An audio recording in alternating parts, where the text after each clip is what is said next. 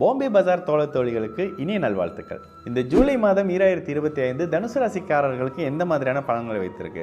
உண்மையை சொல்லணும்னா கடந்த ஒரு 8-10 மாசமா அப்படி ஒன்றும் நல்லா இல்லை தனுசு ராசிக்காரங்களுக்கு. ஜூலை மாதத்திலிருந்து சில நல்ல மாற்றங்கள் படிப்படியாக வரக்கூடிய அமைப்பை உணர ஆரம்பிச்சிருக்கீங்க. ஆனால் பெரிய மாற்றங்கள் இல்லை அப்படின்னு சொல்லுவீங்க. ஆனால் ஜூலை மாதம் 2025 தனுசு ராசிக்காரங்களுக்கு நல்ல மாற்றங்கள் வரக்கூடிய காலகட்டம்ங்க.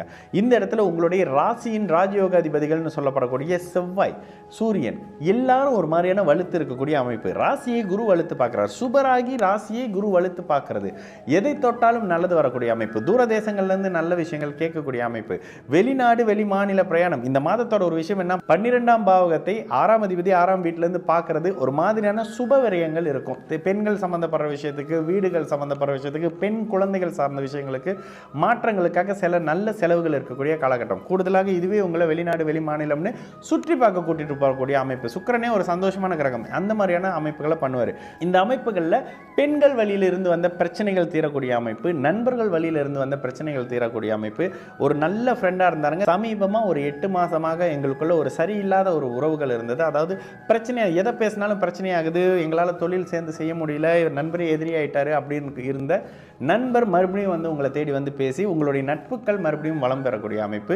கணவன் மனைவி உறவுகளில் இருந்து வந்த பிரச்சனைகள் அப்படியே படிப்படியாக தீரக்கூடிய அமைப்பு. கணவன் மனைவிகளுக்குள்ள இருந்து வந்த நோய் தொல்லைகளும் அப்படியே படிப்படியாக விலகக்கூடிய அமைப்புன்னு எதனை தொட்டாலும் அற்புதமாக இருக்கக்கூடிய காலகட்டம்ங்க.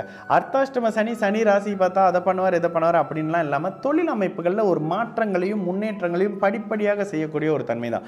என்ன இருந்தாலும் ராசிநாதன் வலுத்து ராசியை தொடர்பு கொள்ளக்கூடிய அமைப்பு. செவ்வாய் நல்ல வலிமையாக நட்பு ஸ்தானத்தில் இருக்கக்கூடிய அமைப்பு.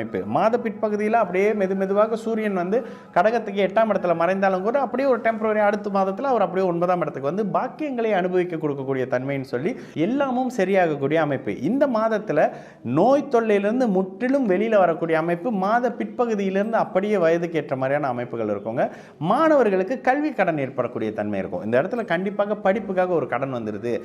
பொருளாதார விஷயங்களில் ஒரு மாதிரியான செலவு பண்ணுற அந்த செலவு குழந்தைகளுக்காக இருக்குது. பிள்ளைகள் வழியில் படிப்புக்காக சில அமைப்புகளை சொல்கிறேன். இந்த மாதிரியான சில தன்மைகள் இருக்கும். மைனஸே இல்லையாங்க அப்படின்னு கேட்டிங்கன்னா இந்த இடத்துல 4ஆம் பாவகத்தில் சனி இருக்கிறது ஒரு மாதிரியான பலவீனம். தாய் மனைவி அமைப்புகளில் ஒரு மாதிரியான விஷயத்தை டிஸ்டர்ப் பண்ணாலும் கூட 4ஆம் அதிபதியும் 7ஆம் பாவகமும் வலுப்பெற்று இருக்கக்கூடிய அமைப்புகளில் நல்ல தன்மை நிச்சயமாக இருக்குங்க. கணவன் மனைவி உறவுகளில் அப்போ இந்த ஒரு மாதத்தில் ஒரு வாரம் 2 வாரம் மனைவியோ கணவனையோ விட்டு தனிச்சு போய் ஒரு ப்ராஜெக்ட் பண்ணுறேன், ஒரு வேலை செய்கிறேன், ஒரு தொழிலை முடிச்சுட்டு வரேன் அப்படின்ற மாதிரியான சில அமைப்புகள் மத்தியம மாதத்தில் இருந்தாலும் கூட பெரிய அளவுக்கு தடைகளோ தாமதமோ மாதிரியான விஷயங்கள் இருக்காதுங்க. அரசாங்கம் சார்ந்த அமைப்புகளில் அரசு வேலையை எதிர்பார்த்து காத்துக்கிட்டு இருக்கக்கூடிய தனுசு ராசிக்காரங்களுக்கு இந்த மாதத்தில் நிச்சயமாக அரசு சார்ந்த அமைப்புகள்லேருந்து சுப செய்திகள் வரக்கூடிய அமைப்பு. நான் வந்து சாதாரண கணக்கு வழக்கு அக்கௌண்ட்ஸ் ஒரு பேங்கிங் துறையிலேருந்து பார்த்துக்கிட்டு இருக்கேன், நான் ஒரு ஆசிரியர் துறையில் பார்த்துக்கிட்டு இருக்கேன். என்னோட அமைப்பு அப்படின்னு கேட்டிங்கன்னா இந்த மாதத்தில் உங்களுடைய முயற்சிகள், உங்களுடைய சேவை, உங்களுடைய திறமையை அங்கீகரிக்கக்கூடிய ஒரு மாதமாக இருக்குங்க. எதனை தொட்டாலும் சற்று முன்னேற்றம் இருக்கக்கூடிய அமைப்பு. கடந்த காலங்களில் தேங்கி இருந்தக்கூடிய அமைப்பு. ஹாஸ்பிட்டல் போனேன், கடன் வாங்க போனேன், போலீஸ் ஸ்டேஷன் போனேன், கோர்ட்டுக்கு போனேன், இது வரைக்கும் நான் போனதே இல்லைங்க அப்படின்னு சொல்லிட்டு இருந்தக்கூடிய தனுசு ராசிக்காரங்களுக்கு அது அப்படியே இல்லாமல் போகக்கூடிய அமைப்பு. உங்களுடைய எதிரிகள், கடன்கள், நோய்கள், வம்புக்கள், வழக்குகள் அப்படியே கட்டுக்குள்ள உங்கள் காலடியில் விழக்கூடிய ஒரு காலகட்டம் அப்படின்னு சொல்லலாம். அடுத்தடுத்து அது அப்படியே தொடரக்கூடிய தன்மையில் மேன்மை அடைய போகிறீங்க தனுசு ராசிக்காரங்க எல்லாருமே. இந்த இடத்துல குடும்பம் சார்ந்த அமைப்புகளில் கணவன் மனைவி உறவுகள் இருந்து வந்த பிணக்குகளும் அப்படியே முற்றிலுமாக சரி செய்யப்படக்கூடிய அமைப்பு எல்லாம் இந்த மாதத்திலிருந்து படிப்படியாக நடக்க ஆரம்பிக்கும்.